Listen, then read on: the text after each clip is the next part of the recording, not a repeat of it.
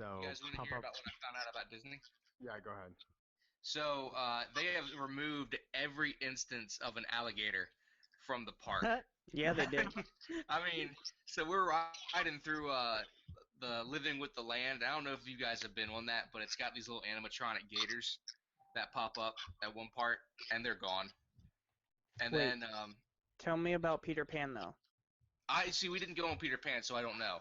But I would Swear to assume God. it's like they can't remove the Peter Pan ride because that's the gators half the thing there. But and then Can't that little they, though? section of that ride has a tank of live alligators that they're harvesting for food. I guess it's kind of like a farming thing, and that just has like a tarp over it.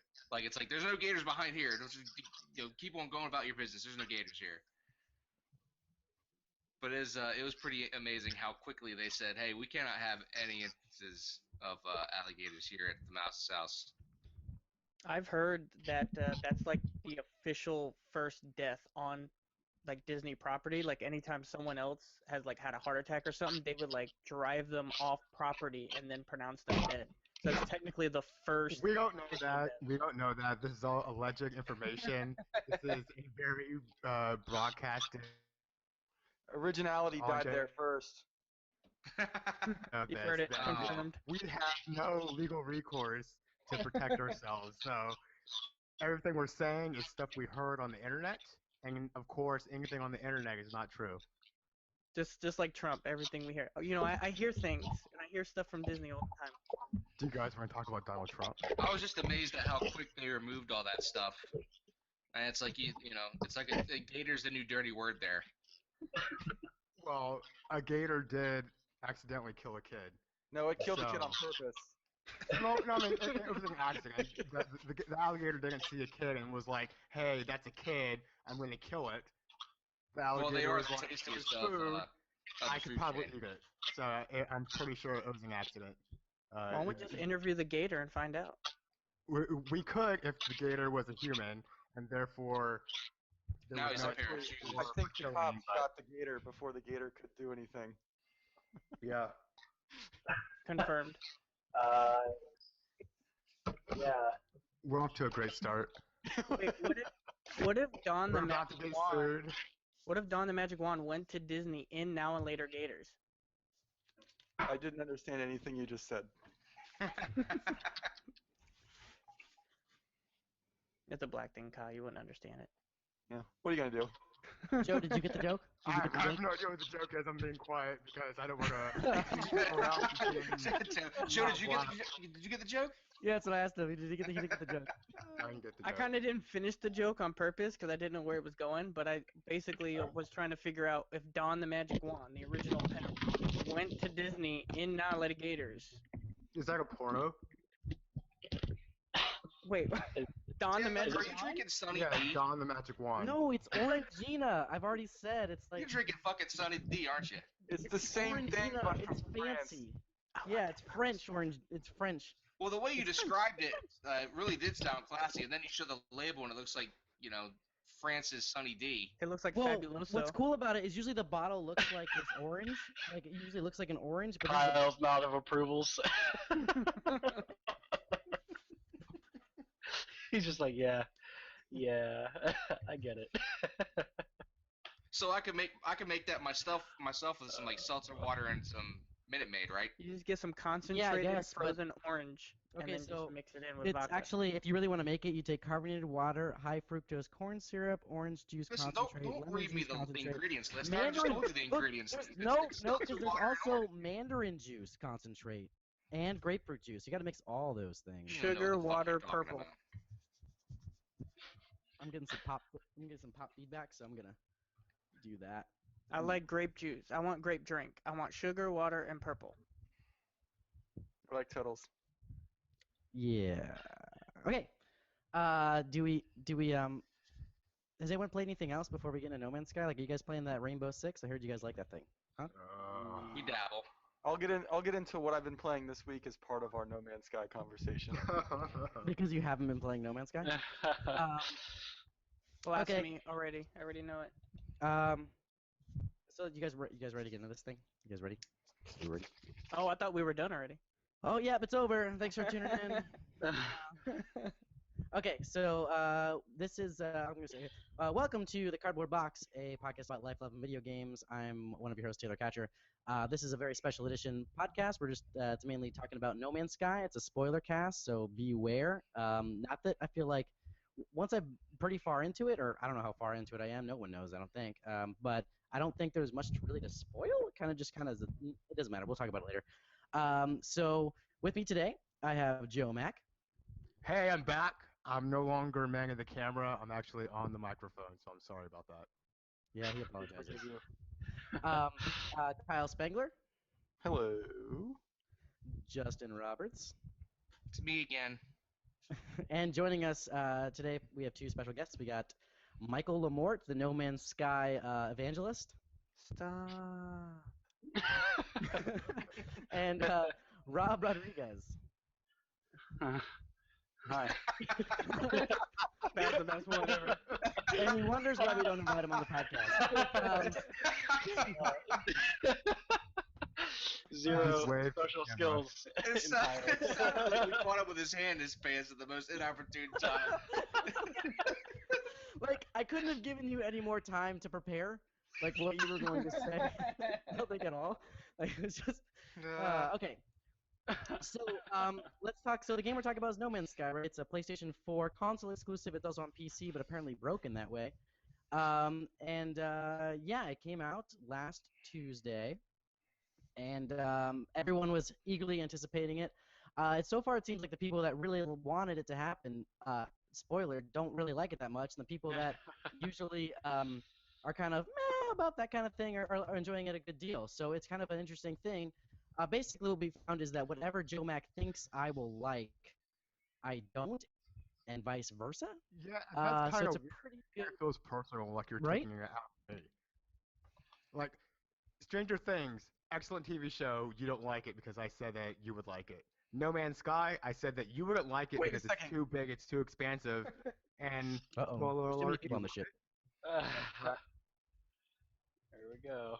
This isn't Taylor working. doesn't like Stranger Great. Things? I finished that. It was great. I loved it. I feel like I don't believe a word of that coming out of your mouth. Last night. Not. It's me. Maybe it's my internet. Because Joe just said that you didn't, you liar. Oh. It took him forever to get to it, so I figured he didn't like it at all. This live stream isn't working very well. Okay, so let's talk about what we feel right now. Okay, let's talk about the anticipation. Who was the most excited for this game? Michael Lamort. Moving on. Yes. Yes, me. So let's talk to Mike first because I feel like he had the most to lose. As in life, always do. So, Mike, what are you feeling about this game, man? This is literally like you devoted an entire channel and your profile pic on Facebook to this game. So, how do you feel now? I mean, I feel pretty good about it. There's a lot of things that I do like about the game, but then there's, a few gripes I have, just like with anything, and there is certain things that could have been done a little better. But I mean, overall, I think I like it. I like the game. I've been playing it pretty much since Tuesday, so I haven't played anything else since then. But this game it does that on purpose. Like, it kind of you're like almost forced into playing this game. Like, you're stuck on a planet for hours and you don't know why. And you're like, all right, I just have to get off. Let me just leave right now because I have to. I'm gonna be here all day. The planet's so freaking big. So there's a lot of good and some bad, but overall, I think it's a good experience. Well, so like, if you were gonna give it an out of 10 rating, and I know that's a shitty thing to do, just right now, because you probably played the most, I think, out of everybody. Actually, I don't doubt that at all. It's not like you probably have. You definitely have if you've been playing nonstop since Tuesday. How many hours are you in? Like, I'm probably at least a good, because I didn't play much.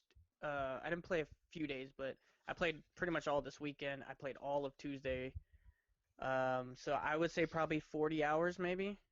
wow. Have you reached that center of the universe? No, dude, I'm not even going that way. There's like a kind of spoiler. There's a little like side main quest that you can do. You can decide to do. The where you Atlas have to stuff. you have to go to the Atlas. Yeah, that's what I've been doing. Yeah, you do that first, and then you go to the center. But but no, I haven't even gone towards the center yet. I'm still like doing like the Atlas stuff. But like I said, I've been stuck on like planets, harvesting and trying to farm and do all that kind of stuff first. I just Yeah. got up to 2 million, and then I just bought a ship for 2 million. So now I'm pretty much back where I started. Wow, to 2 million. So yeah, Jesus. the highest I got was like almost 800,000, and then I found a moon that was like the best moon ever. It was full of gold and like so many suit upgrade things. I now have 29 slots in my suit. Right, right. And I spent, I mean, it goes up 10,000 every time you get a new suit Yeah. thing. So I spent all my money pretty much on suit upgrades, and now I'm back down to like no money. But okay, so if you were to give it a rating, kind of right now, what would you give it? I'd give it a 7.5 or an 8 maybe. I'm Mhm. leaning more towards the 8 because just you just got to think that you downloaded this game, it's barely 6 gigs, right? And you're going from planet to planet, and it's just you when you go and land on the planet, and you could just walk for days. Just how massive the planets, and just walking somewhere or even flying somewhere. It's just a massive game. It's crazy how they built this whole entire universe into a 6 gig infrastructure, just by coding basically, and letting the game do everything for them. They code a little bit, animate a little bit, but everything else is pretty much just coding, doing the stuff for them. So in that aspect, I'd give it, more towards an 8 than a 7.5. So we were actually talking about something similar to this on our cardboard box chat offline, and we were saying like, so you're saying that it's getting a higher rating because of the technical achievement, not because the game itself is good? Are you saying that the technical achievement is giving it a pass, kind of, as far as like what you usually would give the game, the amount of fun you're having or what you're doing in the game is more, you're giving it a higher rating because of that, right? Because of like the algorithm and how all that's working? Is that what you're saying? I would say it's a partial, yeah, I would say it's partially that reason. Mhm. Uh, because I would think probably I'd give it a 7 then, if it wasn't for that technical achievement, because there are the gripes I do have, when you land on a planet, you're just flying trying to look for all the question marks, and question marks could be different things, and those are procedurally generated too. It could be forever before you find a spaceport or an outpost where you can actually sell stuff. Mhm. So in that regard, it does get tedious staying on a planet for too long unless you're trying to farm a certain material, like gravitrino balls or these weird. They got these cubes. I forget what they're called, but um, Yeah. I see. I mean, like, I feel like because I was on that moon, and I probably could have stayed on that moon for another like 4 days, like legitimate days, because it was so chock full with stuff. But there's a certain point where one, the gold wasn't selling that much higher above average, and it might have been selling a little lower. So having all that gold and selling it there wasn't that beneficial. I mean, it was. It's worth more than most things. But then I just was like, if I just keep doing this over and over again, I'm not doing that doesn't help you necessarily progress, is what I've come to. right. Like, you can only, if you spend about 2 hours on a planet max, that's about as much as you can do. Like, there were so many question marks, and I could keep landing at those and eventually find a ship, but that ship might not be better than the ship I have. I might not like actually get, like, I still haven't found an advanced warp drive, which I don't know when I find that, but I really want to find the how to make one of those, because it'd be better to jump more than one system each time. Um, but I know they exist because I saw them in another ship, right? And I almost Right. bought that ship.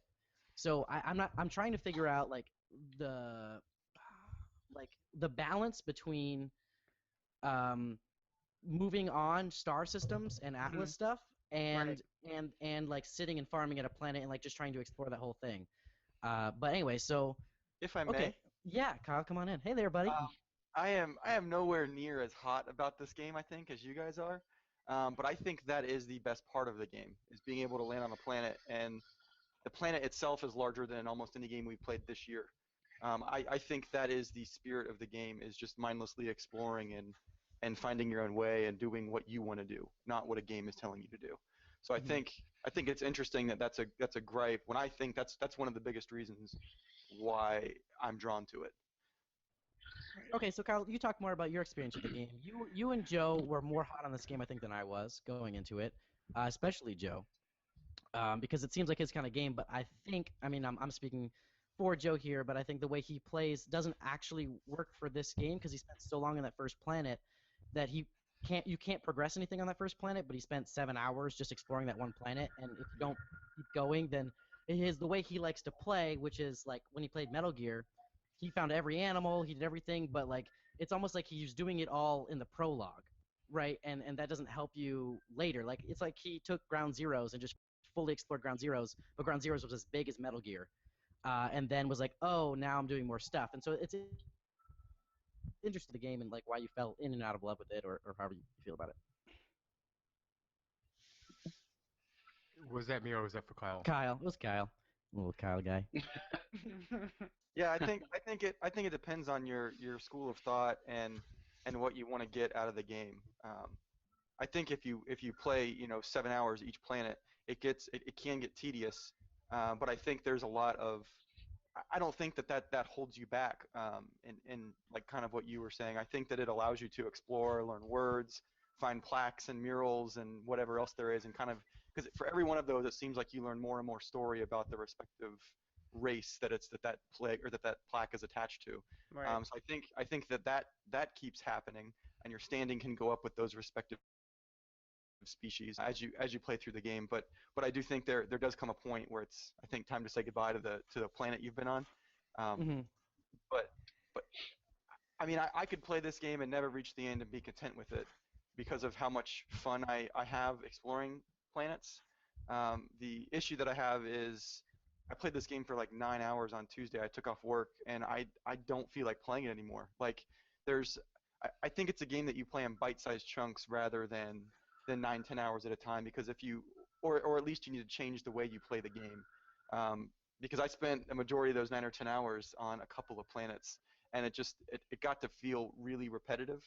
Um, and I think I'm in a position where I can go through several different star systems now without having to refuel or whatever all the warp cells and everything that I have. But I think it can be mind numbing to some extent. But I personally I'm kind of I like the game more because of what it did. If I can play a game like Mass Effect and never have to see a load time, just the idea of that makes me giddy. And so I think I like this game a lot more just because of that than I do based on its gameplay. Sure. I feel like I finally hit the monotony. I did 7 hours Tuesday night, and I live streamed 3 hours of it. So I was like, okay, like that was crazy. I haven't had a game that's let me like sit down and play for 7 hours. I haven't had a game that's that engaging for me in a long time. But the other night I was playing and it was late and I was kind of tired and I was trying to get to this iridium thing that was on my map and it was like it kept resetting at like 27 seconds away, like over and over and over again. I thought I was falling asleep and waking up and like maybe I turned around or something, and then I was like, I don't understand why I can't get to this iridium like thing. Like what is going on? Is the game glitched? And then I was like, oh no, it can't figure out because the planet's curved. Like it keeps thinking I'm closer than I am. So I just shot straight up in the sky. Like I basically was like, oh, this is how those space station airplanes, right? That's how they work, and that's how they can go faster than like a regular 747. So I shot straight up, and then I just hypercord like super far down, and it was just like instantaneous. Like I was there super quick. But it was kind of one of those things that like little things that you learn about this game that help you figure it out and like do stuff faster than you would. Because I was just sitting there, I was like, oh my gosh, maybe it's in a glitch. Like maybe I glitched the game, but no, it was far enough away that just the planet's curvature and all sorts of stuff like that could affect it that would never happen in a normal game. A normal game would never have a place that big that like the mini map keeps changing at the distance. So I thought that was interesting. But yeah, so I was getting so tired. I was like, I'm just on this one planet. I'm just drilling, and this is ridiculous. And I can understand like the frustration of playing this game too long. But then I hopped in before this podcast, and I found two more anomalies and another Atlas stone thing, and I was just like, yeah, this is cool. Like I like this. So it's just, I guess it all depends on what you're doing. So Rob, I see you smiling there, a little smiler. Why don't you talk about the game? I don't know what there's to say about it. You guys have kind of nailed a lot of the things I've been Do you feeling like the about the game? game. Do I like the game? Yeah, I mean, I'm actually playing it right now as we're talking. So. Oh, thanks for paying attention. Trust me, I can multitask. It's just I don't That's know. a good idea. I'm gonna do it too. I think there's a lot of stuff about the game that Mike was saying that I agree with pretty wholeheartedly, but also I don't think I think the monotony comes in how you choose to approach the game.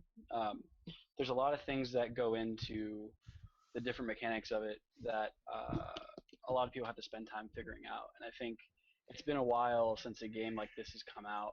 Um, at least, I mean, obviously nothing on this scale, but like to that sort of forces you to figure the game out to such a degree. And I mean, everybody's obviously drawing comparisons to Minecraft and everything like that, and not necessarily in sort of how you have to play it, but um, how the game kind of forces you to figure things out on your own. So when you're going through the process of trying to learn it, it can become tedious because it's hard to figure out exactly what the next step should be. And what I've found for myself is that when I feel as though it's starting to get monotonous anyway, I just change what it is I'm doing. And it's sort of kept it consistently fresh for me from day one, basically.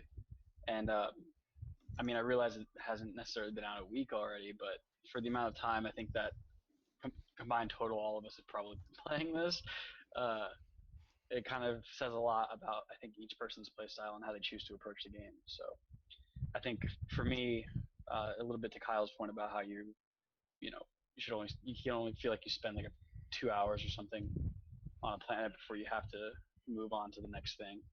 Um, I've been consistently just an example.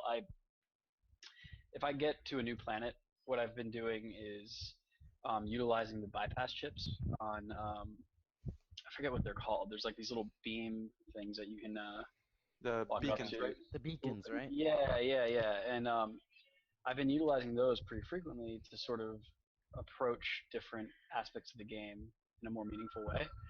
So, for instance, Taylor, earlier you said something about looking for crash ships to upgrade your ship instead of purchasing new ones because it's a little bit more difficult to kind of, at least for me, it's been a little bit more difficult to generate income in this. So the way I've been sort of dictating how I move through the game is by finding those ships and whether or not they're actually worth fixing. So far, I haven't come across one that's been worth fixing, but like, Yeah, me either. Me either. I mean, not necessarily that like what the ship offers me in return for fixing it is good. It's just the time I would have to put into getting the resources to fix it are not worth it. Um, so it's a matter of balancing it and saying, well, do I want to spend the time generating the income to purchase the ship from a trader, or spend the time collecting the resources to fix the ship in front of me, which theoretically would be a better option. So Yeah. I just think generally speaking, it's all about their approach, and if you choose to do the same thing consistently over and over again and not get anywhere, then no wonder the game's boring for you. You know? This is. I think it's the most. I mean, I feel like even more so than Minecraft, this game is definitely up to you to make it fun, which is a weird thing to say, I guess, but because you can get lost doing the same thing over and over again, and you can get bored doing that. But like Yeah. Minecraft, right, still has a night. I mean, unless you're in the create mode, but Minecraft still has a night cycle where so like your option, your objective during the day is build a shelter, try to find stuff to build up your armor, and then like attack things, right? Because they come after you at night. Where this doesn't happen like that. It's kind of just like if you decide to go on this planet and explore, that's your prerogative. So Joe, like, you know what? Let's go talk to Justin first to see him right there. Justin was the biggest naysayer. He's the anti No Man's Sky, the no Justin Sky. But he bought it because we were all talking about it. Classic Justin. And It so goes to show you how tough that hype train can be. yeah, so Justin, as a person Peer who pressure. didn't really care for it in the first place and was like, "That's not really my game," but somehow you bought it because you had a Best Buy coupe, a coupie coupe. So Yeah. tell us about your experience with No Man's Sky and what you think about it. So I pretty much got the game for free, and I got to be honest with you. Had I paid full retail price for this, I'd be pissed because to me it doesn't look like a game that's worth $60. Uh, yeah, great. We have 19 billion planets to go and explore, but you're doing the exact same thing on every one. You're flying down, you're mining what you can, you're discovering X, you're discovering Y, and then you're leaving the planet, only to get to another planet where you brace yourself, fly down, mine, look for another relic, and fly up. It just it just doesn't it doesn't capture my, like I don't come home and I'm like, oh man, I've got to play No Man's Sky.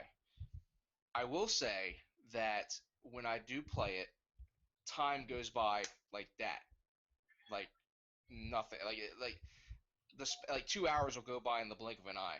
And I even had to, because me and Kyle have been playing Rainbow Six Siege uh, at night, and I had to actually set a timer for myself to say, hey, I need to get off of No Man's Sky in order to meet Kyle up.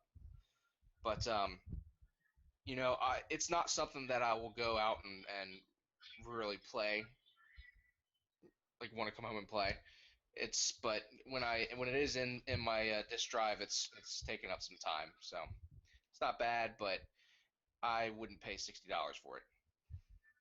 I think that while it is repetitive, you kind of nailed it. It's so easy to get lost in the game, but that's I think what makes it so much fun. Is while some of it can be repetitive, there's still a lot of different things to do, and we really don't know what happens as we continue to chase down the narrative threads in the game. So I think there's that bit of mystery, and I think just what they've created is a lot of fun to be in that makes the game better to continue to play. Yeah, I mean, I agree that. I mean, that says a lot about a game, right? If you can get lost in it like that. I don't. I mean, that's the thing is like when I said I played 7 hours, it was kind of like I did this 3 hour live stream, and then I was like, oh, it's 8:30. I'll just hop on for a little bit longer, and then I was like, it's midnight. Like what? What happened? Like I don't remember being on here that long, and I don't think I accomplished anything yet. Like I don't know what I did in this last 4 hours, but I think I'm better. And I think that I finally figured out how I feel like I'm progressing is because I'm gonna like my suit, right? My suit has 29 slots in it now overall. Like 3 I think that you can't get rid of, which are your heat, your exosuit, like your like and then I think there's one other one, the jetpack. And so like I found an upgraded jetpack, I found upgraded sprinting, and then all sorts of stuff like that. And I have 29 slots, so like I actually haven't upgraded my ship past the DLC ship because I have so many slots on my person that at this point it's not like the thing I don't right now that I don't need is space necessarily.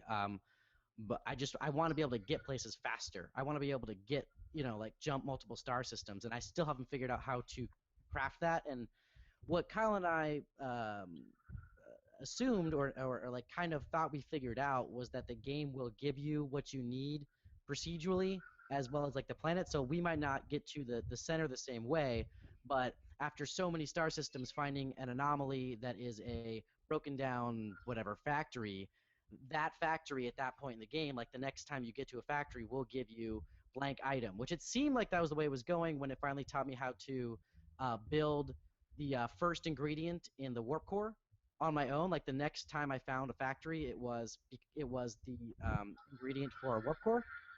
But it doesn't seem like I've been to a lot of places since then, and I haven't found anything that truly helps my ship. I found upgrades for my person. I think that ingredient for the warp core was kind of the last step of the tutorial. It was like, hey, now you've got what you need to succeed and go from star system to star system. Without good luck purchasing things. Else. Yeah, you're probably right, but maybe once you find so many anomalies and you make the same choice, hey, I want to do the Atlas path or whatever, then they'll say, hey, here's this item, use it to build an upgraded warp drive. Maybe you just after you hit so many Atlas interfaces or after you've gone through so many black holes, maybe it'll tell you, hey, if you don't want to do this one by one, here's something you can build, and a better warp drive so that you can. Yeah, I hope so. I mean, but the thing is, what's crazy about this is, Mike, you played for 40 hours. Do you have a better warp drive? No, I don't. I don't know if I found it. I think it's exactly what you said, that most of the stuff that you're getting, anytime you're getting an upgrade for a weapon, it's always, oh, you already own this weapon. Oh, okay, well then thanks for giving it to me then. Everything is procedurally generated, like right down to the very essence of the game. So you're getting everything on the fly as it's happening. So I might get a warp core, advanced warp core, before you do because I went to the right place at the right time. You know what I mean? Yeah, that's true. Okay, so the only person we haven't heard like their basic thoughts on No Man's Sky is Joe Mack, and then after that we can all ask each other questions if we have any questions about where someone's at or like how they got something or what they're doing. So Joe, tell us about your time. Yeah, so Taylor, as you described before, I'm the type of person in a game who will run to the edge of the map and see exactly what kind of boundaries I have. In Skyrim, I will abandon the story quest and I will just march as far as I can until the game tells me to stop. In Metal Gear, that's exactly what I did. I wanted to see like how far I could go and inflict my own will against the designer's intent of the game. And in No Man's Sky, I played maybe like 11 hours of the game, and I spent the first 7 hours on my starting planet. Because I had wanted to see like what kind of measures did Hello Games put in place to put me back on track. And the answer is that there are no bounds and that you are allowed to do whatever you want in this game. And and coming into No Man's Sky, there was all this ambition and talk about can Hello Games really crack the code and make a game? Uh, can they make the largest game ever made? And can that be fun? That was the huge question that we were all asking on CBX going into No Man's Sky. And this game is so expansive. There are so many things to do. I walked for 7 hours in one direction, and I did not even circle around. I did not get as far as I wanted to get. I was trying to start at one point from my crash ship and walk around the entire planet to reach back to my ship, and I couldn't do it. I couldn't do it, and I think that says a lot about the scale of this game. I was on one planet of 19 quintillion planets in an entire universe, and we are all playing the game at the same time, and all of our experiences are going to be different. And when I come to a video game, I really want that interactivity where my experience is going to be my experience alone, and it's not going to be shared amongst everyone playing the game. And that is like uniquely displayed in No Man's Sky. Now, the problem I faced was that I was on this planet for 7 hours, and I generally like had fun going into this open area and finding out all these quirks about my planet. I came across a cave. I went into the cave, and I found an animal, and it attacked me like in the scene from Monty Python, and the rabbit fucked the guy's face. And that's exactly how I felt. I felt like I was stumbling upon something that was wholly mine, and I was having fun. I was having fun breaking apart rocks and going through my inventory, and I'm sure like in a different game that would be so tedious that you would just put the entire game down. But in No Man's Sky, that is like the core of the experience: going through your inventory, breaking stuff apart, and not really paying attention to the story aspect, not paying attention to the characters that other games rely on so heavily. So I really enjoyed my time on the planet. I spent 7 hours there, but my problem was that when I went to another planet, there wasn't that new sense of wonder. There wasn't that diversity of the random generated universe where I was encountering something wholly new. It felt like it was slight variations on the planet that I had. It could have been colder, it could have been hotter. Uh, the animals could have had an extra horn, but the diversity of the randomness of this mathematical miracle that Hello Games put together it didn't show itself the way that I thought that it would. I was hoping that each planet would have that renewed sense of exploration as I conquered the planet and I experienced it for the first time, and that wasn't the case. So I mean, I understand like how I was playing the game wasn't necessarily how the game was designed to be played. I think, like Taylor said, you're supposed to spend like maybe an hour, 2 hours on a planet, pack your shit up, and then fly to the next one, and march towards the center of the universe, and then that's your play experience. So, based on the hours that I have played, I really, really, really enjoyed No Man's Sky, and I do expect myself to return to it. Um, Not playing 7 hours on a planet each time I come back, but maybe 30 minutes here, 30 minutes there, exploring this vast universe and not paying attention to the story that I'm supposed to, the guide towards the center of the universe.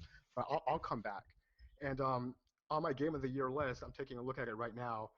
No Man's Sky is probably my Game of the Year so far, ahead of Dark Souls, ahead of The Witness and Overwatch and Inside, just because of the amount of interactivity and the unique experiences that all of us are having within the game, and we are all coming with different experiences and different takeaways and different loves of different facets of the game. Like I think that most of all, most importantly, as an objective, like what should the CBX think of No Man's Sky? I think that this is a technical achievement, and there's a lot of talk about whether a game should be held as the #1 game because it's a technical achievement. And I think that what No Man's Sky does here is a paradigm shift.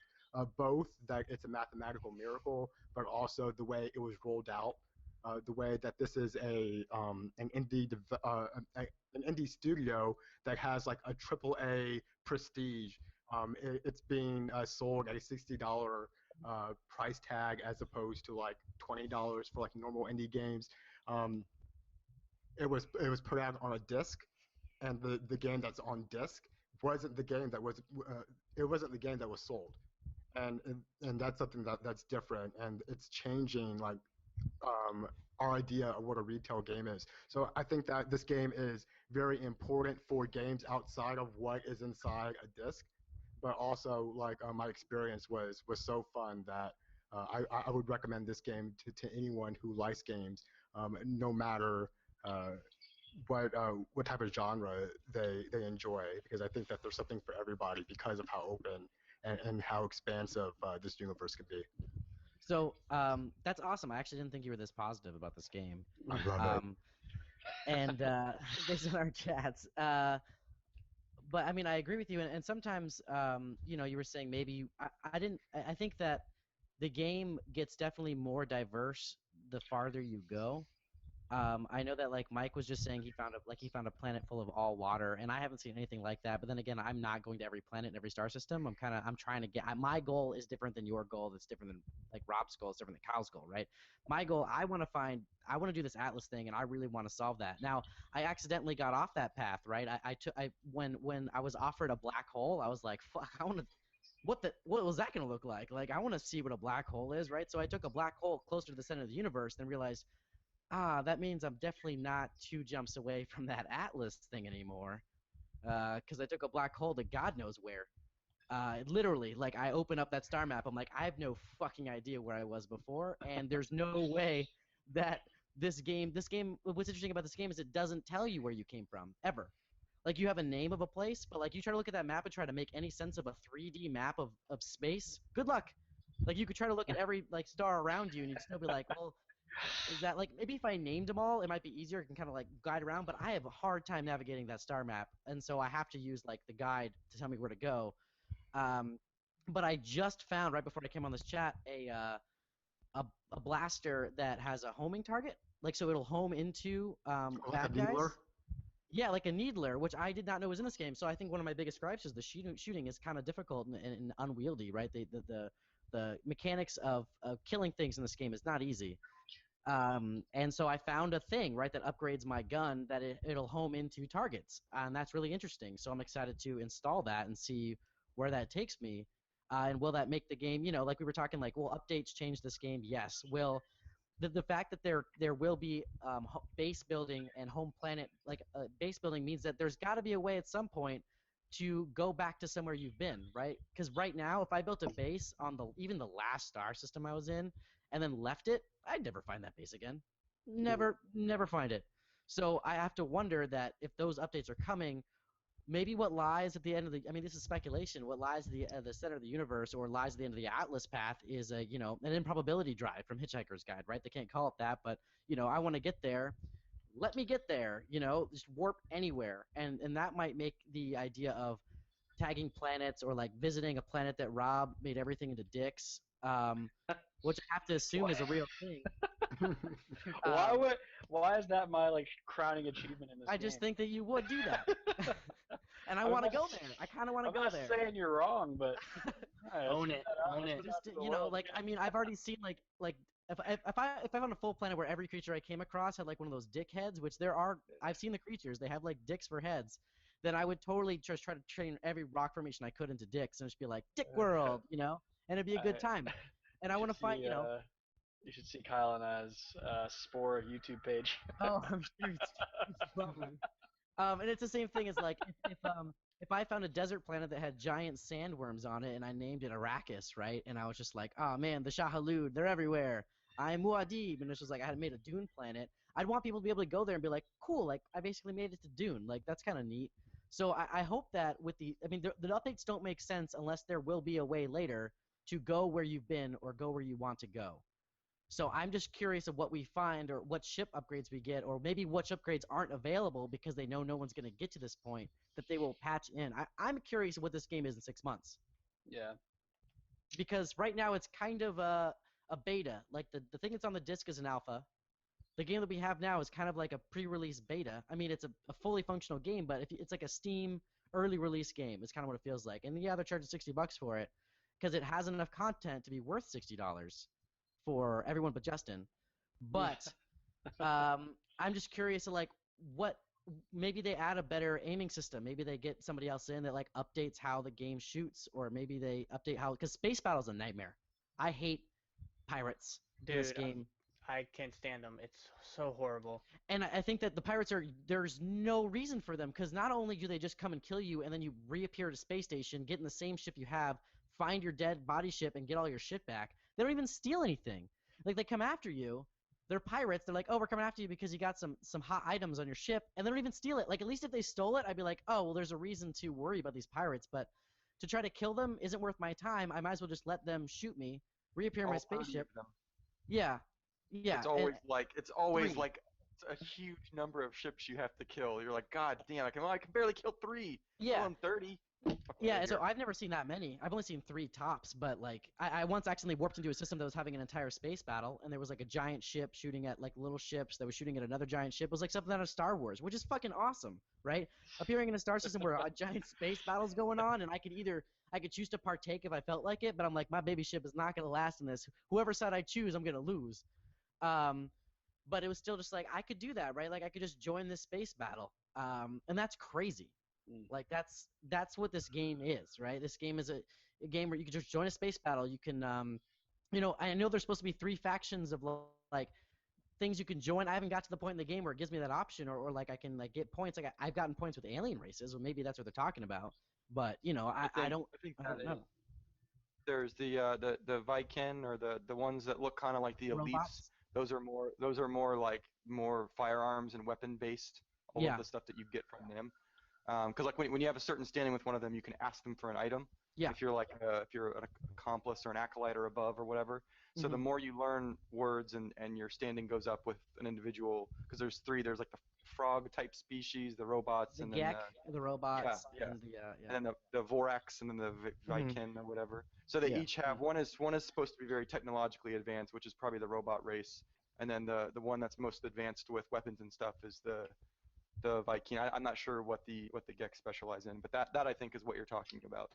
Yeah, and I assume that I'll be able to... Oh, go ahead. Oh, no, so I was just saying I would probably say commerce would be the most obvious thing, considering each one of them is labeled as some sort of like trader or associate. I've noticed that like a lot of what those particular characters give tend to be like minerals or elements rather, and like various things of that nature.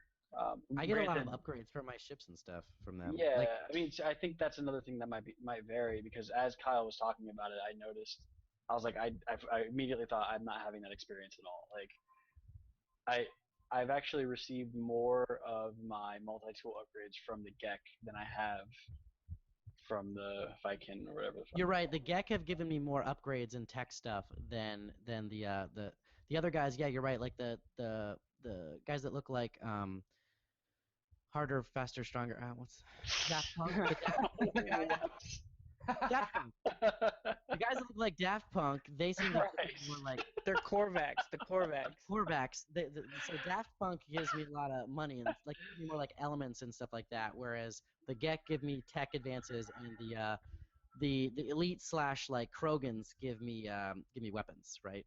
Or like upgrades to my weapon and stuff like that. So it's interesting. But the ones that are the smartest, which are the robots, right? They seem to. It's weird that they're commerce and not tech. Like you'd assume they are tech, but definitely the Gek, the little frog guys, are totally. I've gotten more like that's how I got my first. I think my first.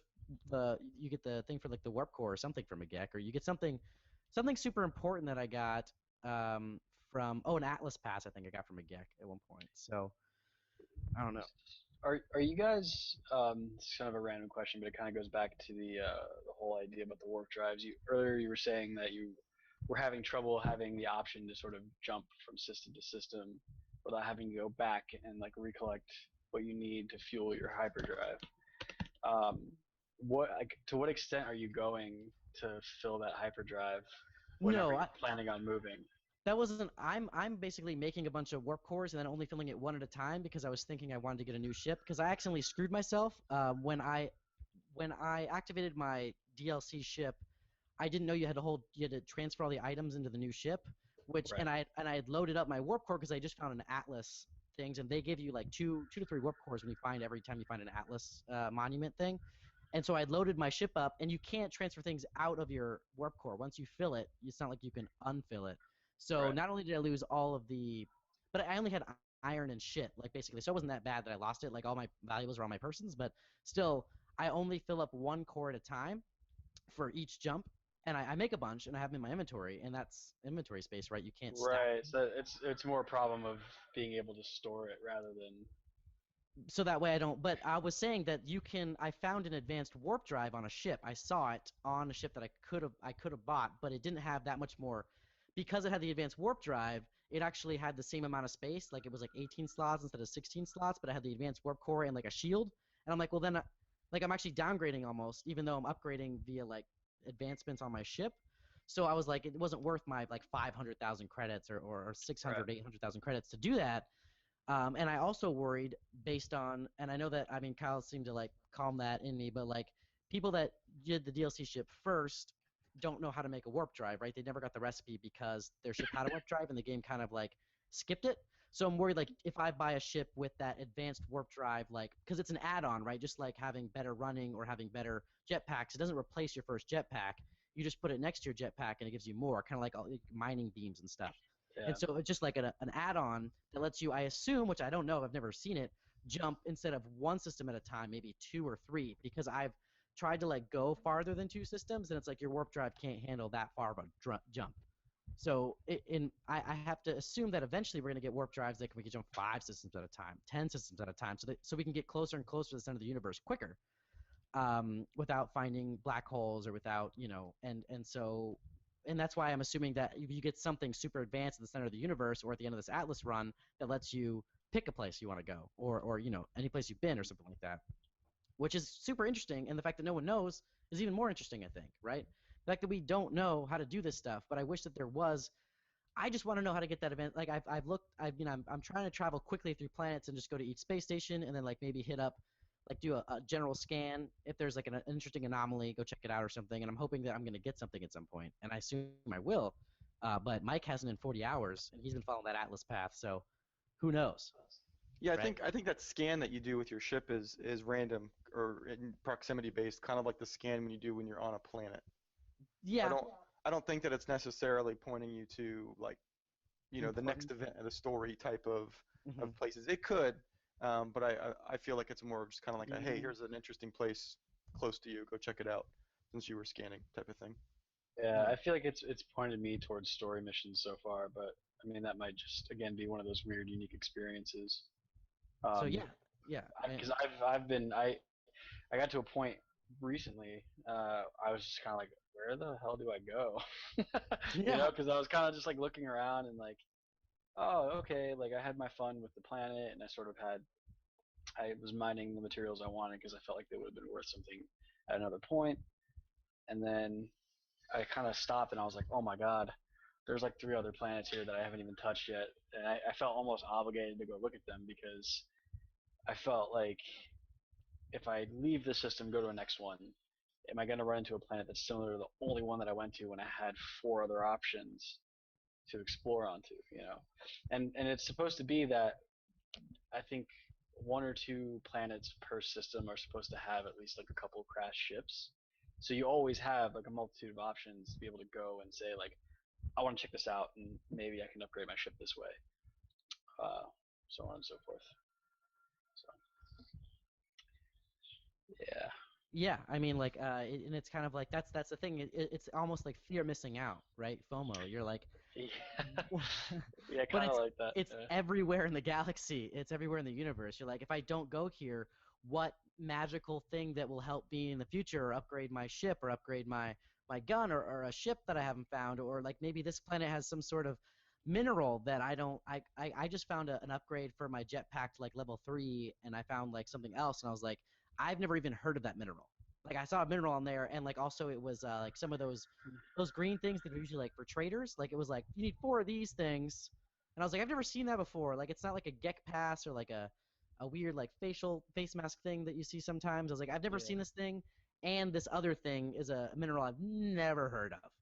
So like where do I find that mineral? Do I have to go to every planet and just hope it has it? Like that's crazy. Like what's cool about this game is at least all minerals look the same on any planet you're on. So like you know what zinc looks like, you know what plutonium or platinum, right, looks like. I mean, for the most part, iron's everything that's not anything else. Like it's just like rocks and shit. But like you kind of get like, oh, the red crystals are this, the green crystals are this, and that's kind of cool. So the fact that like I've never even seen this thing before. It's like, what is that one going to look like? Is it going to be another shitty flower that take forever to find? Is it going to be, something that I could that's in like a because I mean the last planet I was on had like a really like it was a rich in iridium, but it was so it was so volatile with the stupid little policeman that like just scanning for stuff, they'd come after you. Like just pressing the scan button, they'd be like, "Hey, yo, you can't mine here, brah." And I'm like, "I was just looking. I wouldn't even.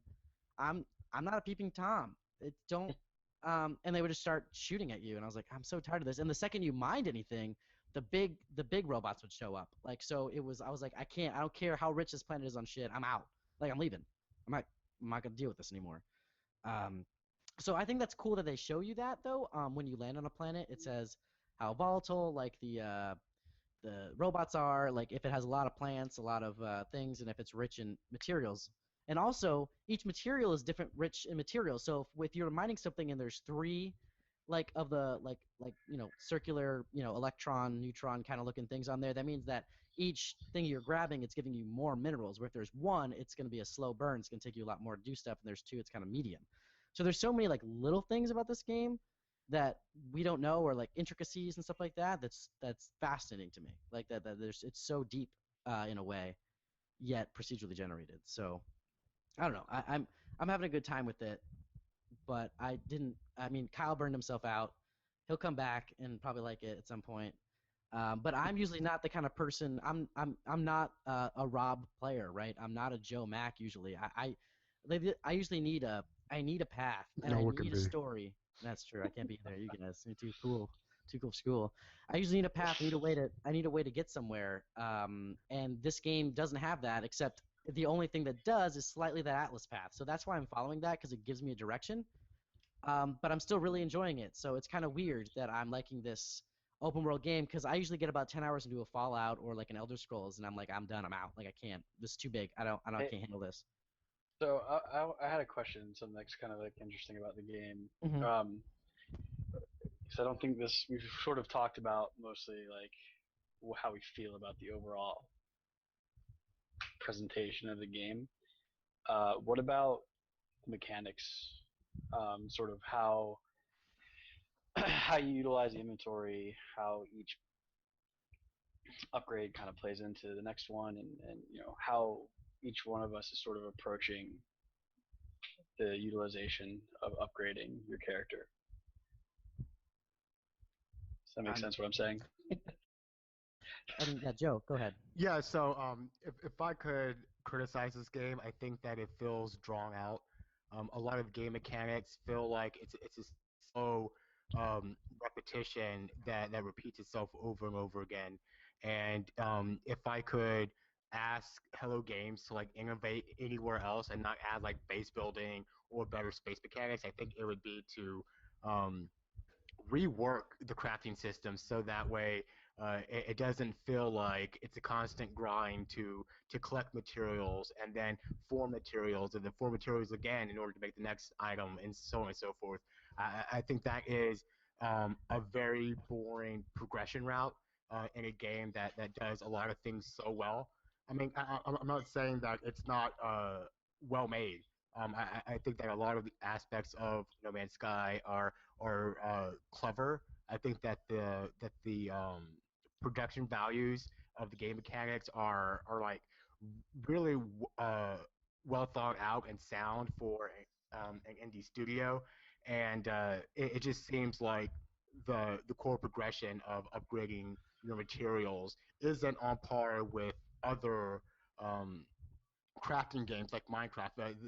This game gets compared to Minecraft, and I think that Minecraft's crafting system is fucking spectacular. Even though I hate the game, and if No Man's Sky wanted ideas, they could look to Minecraft.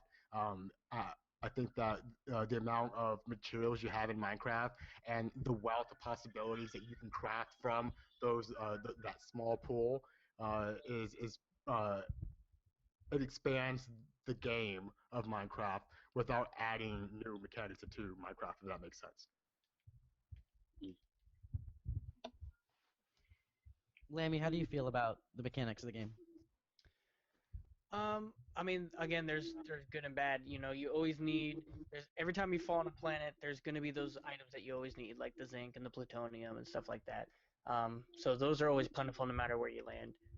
Um, the the mechanics of building stuff, it's okay. It is kind of like the Minecraft. Again, to what Joe said, there could be some things that they could not necessarily take from Minecraft, but build upon what they already have to make it probably a little more accessible. Uh, there is some, like I said, I mean there is good and bad to everything. But back to your point too, what you were saying about there's also the missions and all that stuff. Like it does kind of tell you, like at the bottom right, it says, hey, you're supposed to be doing this, but it doesn't necessarily give means to how to go about doing that stuff. It'll say, hey, you need a dynamic resonator. You're like, okay, well, where the hell am I supposed to find that? And then you eventually find the dynamic resonator to build your you know your warp drive or whatnot. uh, but as far as the mechanics, I mean it's pretty good. I don't see too major of an issue. There could be a lot of things that are better to build certain things. It could probably show you an easier way of trying to build those things. Maybe it just says, hey, you need copper.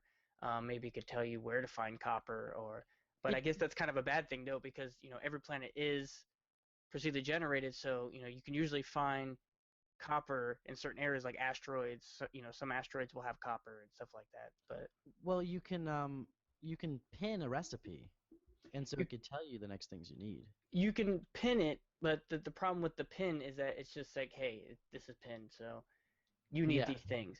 So now you have to actually go look for those things. And right. depending on the type of material that you need, you might not necessarily find that on a planet. Or if you do find it on the planet, you have to really go digging for it. Like there's one recipe that I was gonna build until I found out that I needed gravitrino balls. And I didn't realize that I needed these things when I landed on the planet the first time. And I you sold just them. I grabbed every single one I could and I sold them. And that's how I made my 2 million. I basically farmed those gravitrino balls on that planet. And now it's called an advanced cooling theta for the photon cannon for your main primary weapon. And Hmm. so now I need 10 of those, which won't be too difficult because now I know where there are. Well, But what's difficult is what's difficult about it is having that much inventory space for 10 Gravitrino balls. Like that's literally 10 slots you need, and I found there's a workaround, which is bullshit. There has to be because you can't stack it yourself. But right, if you build that drive and then unbuild it, it gives you exactly the same amount of things you put in back, and it'll stack them automatically for you if you only have like 4 slots, or whatever. You keep 4 slots open, so it'll stack right. them for you, and then you use all but two, so you have to go find two more after that. But they'll always continue to be stacked in your inventory. So as long as you don't use, as long as you keep 2 in there, you can keep them stacked. But there should be, like, the stack function should work, that I could stack a damn Gravitino ball, another Gravitino ball, or stack my fusion cores, right? Like so it's kind of, that's where I think they need to clean up their inventory system. Like, that's the biggest problem I have, is like these items that are single items, even though you can get multiple of them, they take up too much space. Like in the beginning of the game, if you were doing that and you only had like the 4 slots, extra slots you have, then to mine those, it would take so long. Even if you had found a trading post on a planet, if all of them weren't near that trading post, right? Like, you have to get back in your ship, and you have to use so much plutonium to lift off and unlift off and lift off and unlift off, that it's crazy. I mean, that's the problem, right? But yeah, you'll have to find more Gravitino balls, and I wish. Yeah, I see what you're saying about, like, they don't tell you that this might be important later. Like, that was in the beginning of the game. I was like, do I sell anything? Like, I had that fear, right, that anyone has, I think, in any RPG, of like, what if I need this later? And this game, more than anything, there was a lot of that. What if I need this later? Yeah, I had I had an Atlas stone when I went to one of the Atlases, Mhm. and I'm like, should I sell this? I don't know if I need this later. But it was like 60,000 units, and I'm like, I had it for probably a full day, like a full 24-hour gameplay. Mhm. And I was just like, you know what? I'm just selling it because it's just wasting space. And then I ended up going to another Atlas, and got another Atlas, sphere, ball, Mhm. whatever. And I'm like, all right, I'm just gonna sell this too because I guess I don't need these things. I've never seen anything stack. That's fun. That's funny that you should mention that, because the only thing that I see stacking are the elements Yeah, when but they're full up. it was a Reddit pro tip that I found, that you can do that. But you have to be able to build something that you need, like, more than one of that, like more than one of them, and then Right. unbuild it with only that much inventory space left in your inventory, so that the game is like, oh, it can unbuild it and it stacks them for you. So that means that the possibility is there, and there's just something in the game that doesn't allow you to stack them. And I'm sure that that's a problem they're getting, and I'm sure the next update will address that. I mean, I can't imagine the next update doesn't, because that seems like something easy to fix. Right. I Right. don't. I mean, Yeah. I don't make video games, but it seems like it'd But be to as clarify far my as. point, to clarify my point, I think that is baked into the overall game. That elongating of progression, where you have that, like, inventory stress, and you have materials that are seemingly important because they fuel your life support systems. They allow you to boost your ship and boost down your ship, and all that isn't important. And for some reason, Hello Games chose that point to elongate the gameplay. A normal game would allow all that stuff to be automated, where you pick up things and your life support system automatically charges because you picked it up, or your ship will automatically charge. And I think those are modern uh, ways of dealing with crafting systems, where you have, like, a constant supply of need out in the world, and you have inventory that needs to be taken up with something that is so expendable. So you are essentially crippling your inventory system with something that's going to be drained and replenished automatically. So if they had wanted to um, if they had wanted to eliminate that entirely, they could, but I don't think they are. I think this is part of No Man's Sky, where you have all these materials that have to be used for mundane things instead of actually crafting, like, useful items. So I think that when Hello Games gets to patching the game, it's going to be base building or updating this or that, but I don't think it's going to be a change to the core systems of the game. And I think, unfortunately, inventory management and their very slimmed down version of crafting, I think those things are here to stay. I mean, the inventory management is fine. I just want to be able to stack damn Gravitino balls and, like, stuff like that. Like, they I already think stack. I think that's Joe's point, is Yeah, that that's not being able that's to actually do part of that the game. adds to the decisions that you have to make of how you want to manage your But inventory. you And I can think the do game it does. though. You Well, just have to I do it know, a but roundabout way. I don't think that they want you to do it. No. Is the and I think that there seems to be some sort of overarching pretentious, maybe not pretentious, but there seems to be some greater message to this game as well. And I think that might be where, if you do things short-sighted and you sell things just for money, you'll find yourself needing them later, when had you foregone the credits that you really didn't need, you would now be able to do something of material importance at this point in the game. I think that it might be building towards something like that. I haven't done anything with my Atlas stones. I assume there will be an important thing to use them on later in the game, but I'm kind of refusing to sell them because I don't think the game wants me to sell them. Even though I could sell them for a lot of money, I think there's a larger purpose there. And I think that's what the game is hoping that you do with your inventory is have to make those kind of tough choices on, well, do I want to hold on to these 10 Gravitino balls, or do I want to, forego that, make the money, and just buy a better ship or something? So Yeah, I mean, I see what you're saying, but so far in this game, though, the way it seems to work is I don't know how long it's going to take, how many hours of gameplay it'll be until I find some recipe that requires something. So, I mean, I get your point with the Atlas stones because, I mean, they're pretty few and far between, right? You only get them at Atlas stations. But everything else seems to be findable for the most part. Like, you can find a planet, you'll go to enough planets, you eventually find it. And so I think once I need the recipe, that's when I go on the hunt. Because otherwise, your inventory, the inventory management of it would be so. I think it's more of like use as you need more than pick and choose with things that are relatively easy to find. Like Mike said, he sold all that stuff, but he got his 2 million credits, got this whatever fancy ship he has, and I'm sure that that will hold all 10 Gravitino balls that he needs next time much easier. And he just said like himself, he's like, yeah, I could probably find him again. Like it's annoying that I didn't know that I was gonna need those, and they seemed like just like money. But he now has the means, I think, maybe more of the means to go find that. Yeah, those Sentinels too are very aggressive. With those As soon as I Gravitino pick balls, one, man. Yeah, they come right after you. they come right after you, and it's not even just them; it's the four-legged ones. Yeah. And then you're running around, and they have accuracy like you wouldn't believe. Like he's like Django over here with the accuracy. It's horrible.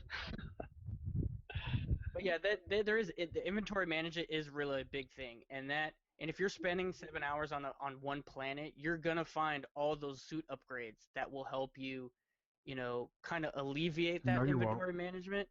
But well, procedurally generate, you will find those. Look, Dylan, my nephew, he was on his home planet for 7 hours when we started on Tuesday, and his inventory was like 30 slots because he kept finding those dang slot upgrades. So, and I only had like 20 barely, and I was on like my fifth planet by the time he left the first one. So there is going to be that some management in some fashion, whether you need to hold certain things or you need to sell it or you need it for resources. But Yeah. is that the fun part of No Man's Sky? Uh, the resourcing, the farming is it's mundane, I guess. It is tedious. I was streaming and my friend was watching me from work and he was like, "Dude, why you farming potatoes, man? Get off that planet and do something with your life?" And he just seeing me just pick stuff, pick stuff, pick stuff, and he's like, "Is that all you're doing in the game? You're playing Harvest Moon, like literally in the universe Harvest Moon. So do something else." And that part is a little mundane where you do have to just grab certain stuff. You always have to resource. It's resource and inventory management, resource and inventory management, and it's pretty much the majority of how you progress to the game.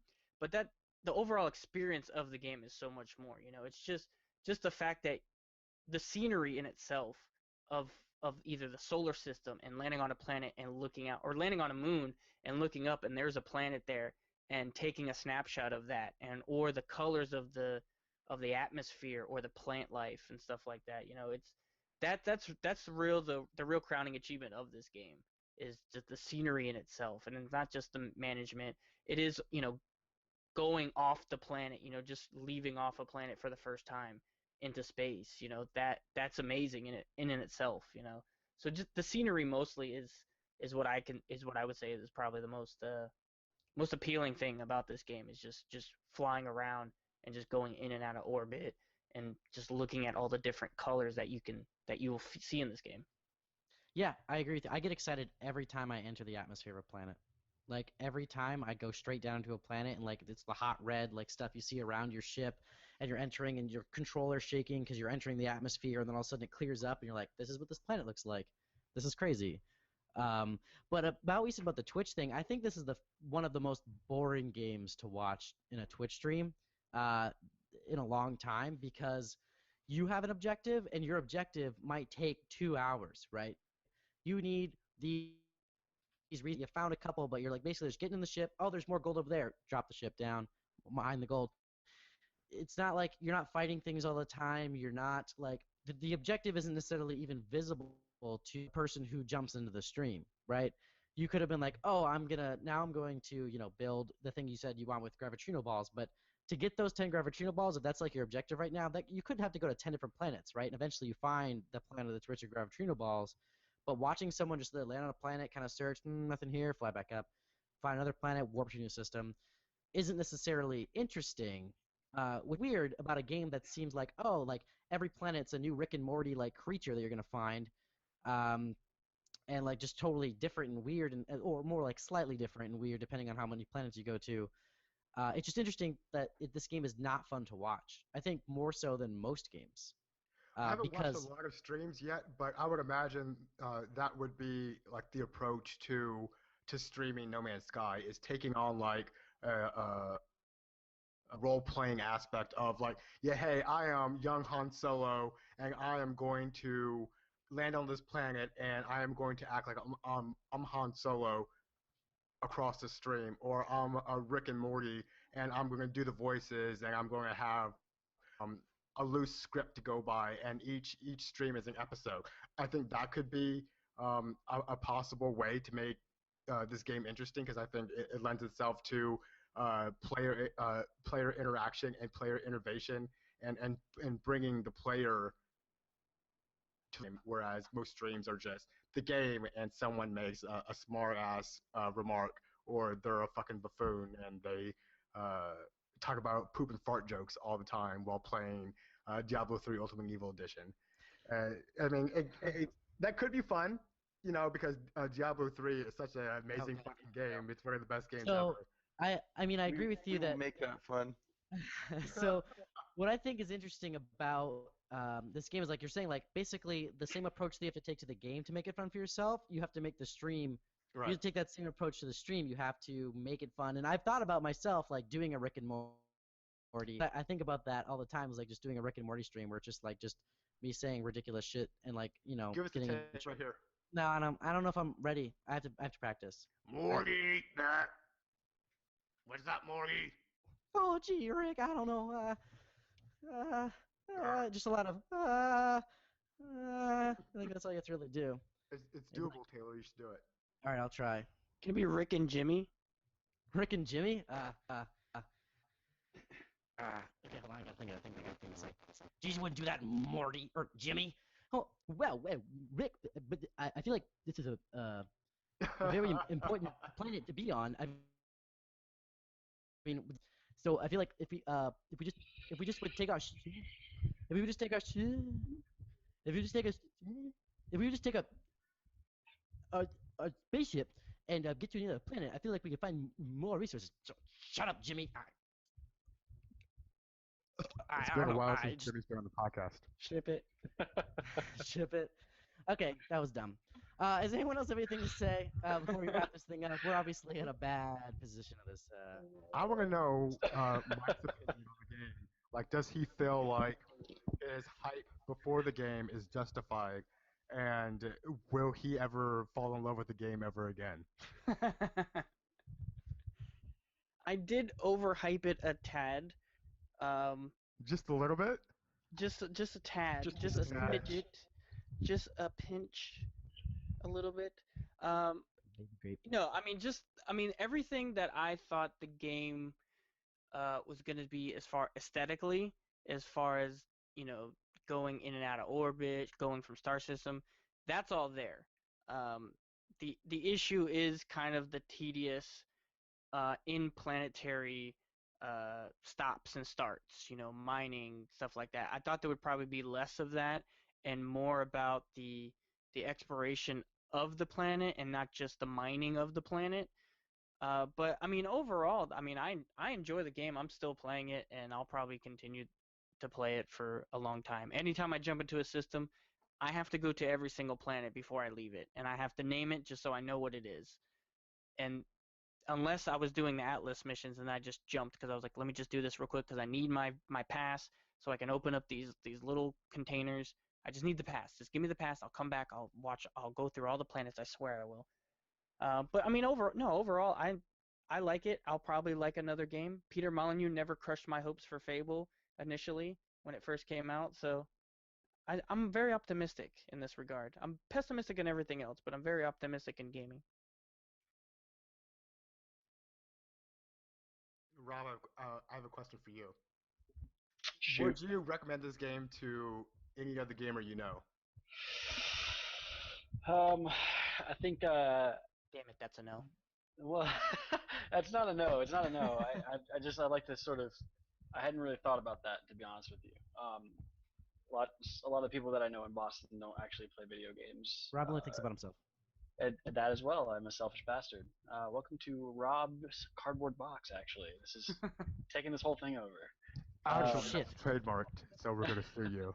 Well, good. Go for it. I'll win anyway. No, I haven't really had to approach anybody up here with that, but I guess generally speaking, I definitely would.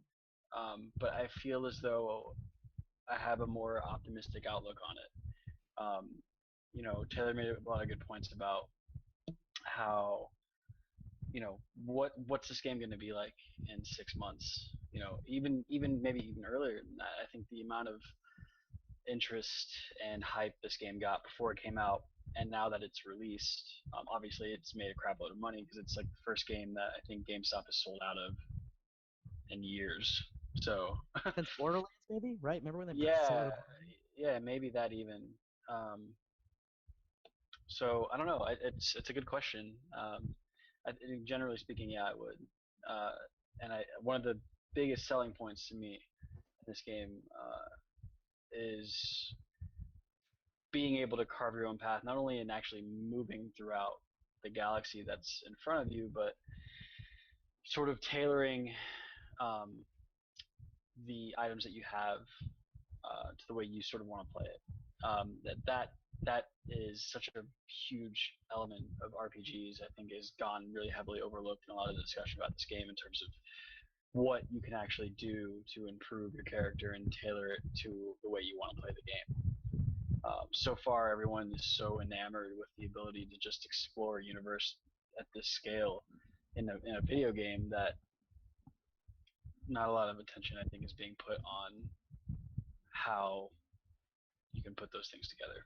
So I think that's a really important aspect of it, and I've found the most enjoyment in figuring out like what's the best way for me to upgrade my multi-tool so I can either mine faster so I don't have to spend as much time on each planet that I want to go to, and if I'm farming a specific material, how do I want to go about getting that either faster or more efficiently, and then tailoring my mining beam to that.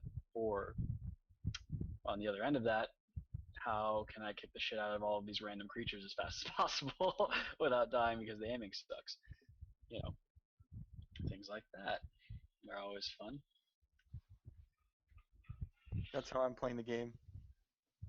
I'm calling it Kyle's Rape of the Universe.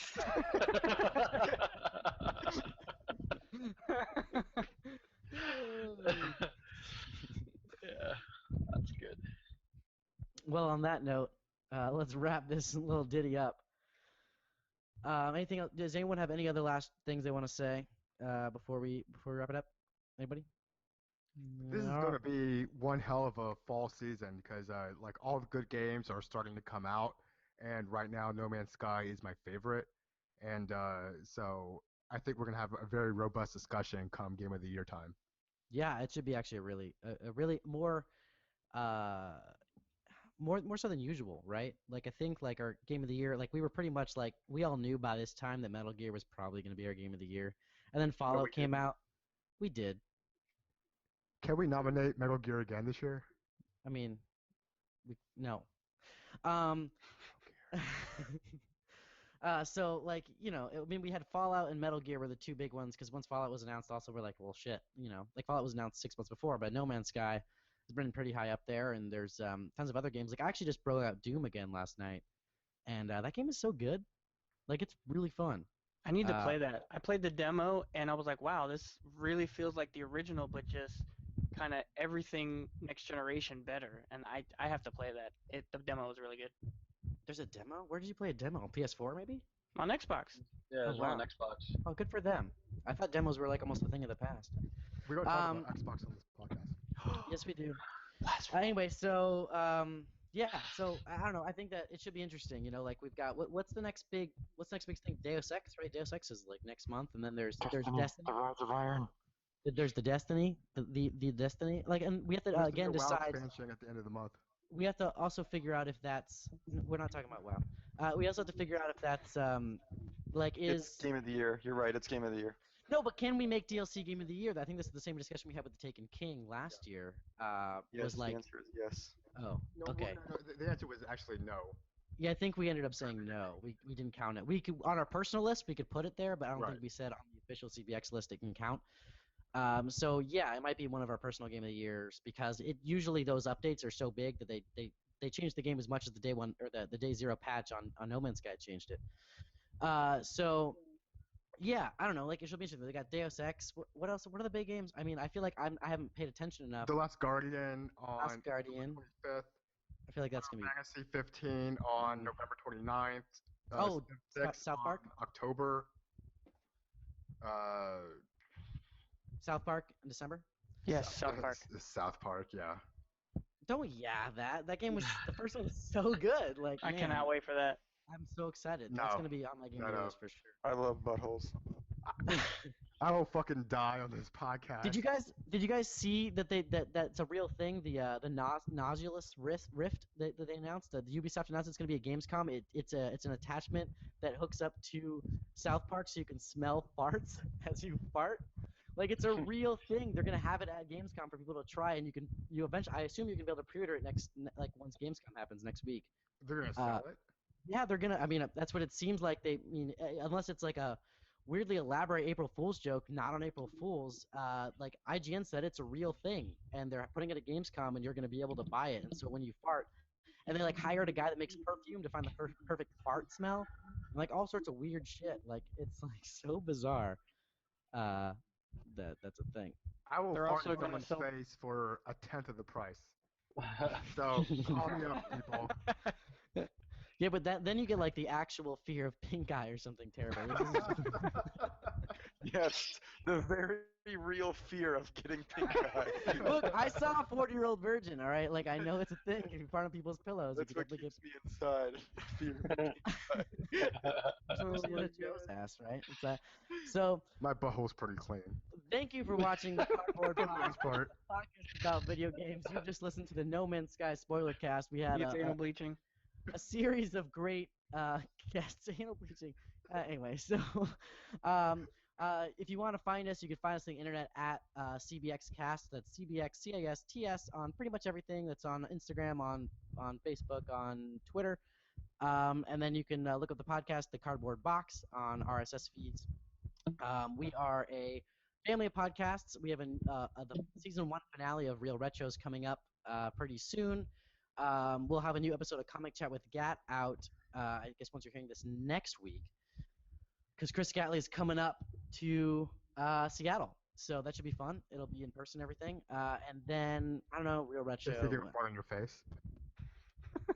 Only if I pay him money.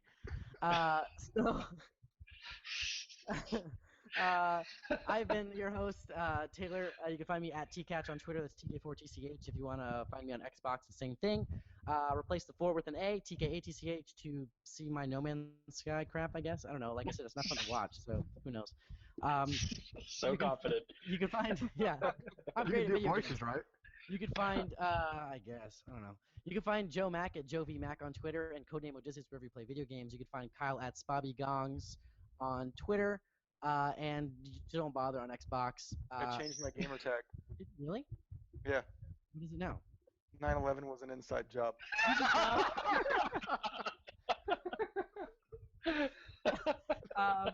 And you can find him at XX Courtesy Bow XX, I think, on PS4. Justin Robert disappeared on us. He didn't feel so good, He but got eaten by a crocodile. he's a trooper. Yeah, at Disney. You can find him at Rest his fucking soul. LAX 1945 on Twitter, I think, and then on what's his gamer tag? Do we know? Can't Little remember. Dips. Little Dips. Little Dips Z. with a Z. And Rob, just tell us where we could find you on the internet if we wanted to find you. Nowhere. Don't come for me. I don't want anybody to see. Hey, wow. He likes to do his own thing. Thanks for coming on the podcast, Rob. Take care and good luck in video games. Cardboard Box. What about Mike? Oh, Mike. I forgot he was there. He's a little black screen. Lammy. You're not here. Like, you're not talking. Where can we find you on the internet? Thanks, Joe, for, remembering Mike. That's a special guest. That is WHTEMKE23. That's White Mike 23 on Twitter, Facebook, Twitch, YouTube, also Xbox Live, and then PSN is just White Mike. Nice. No 23, because he's no longer 23. Someone took it. All right. Cardboard Box. Let's get out of here. I'm gonna find them and fart on them. Cardboard box. Everyone has to say Cardboard Box. That means you. We have to indoctrinate you. Aluminum circle. Oh, okay. Cardboard box. That's easy. That's weird how that got me.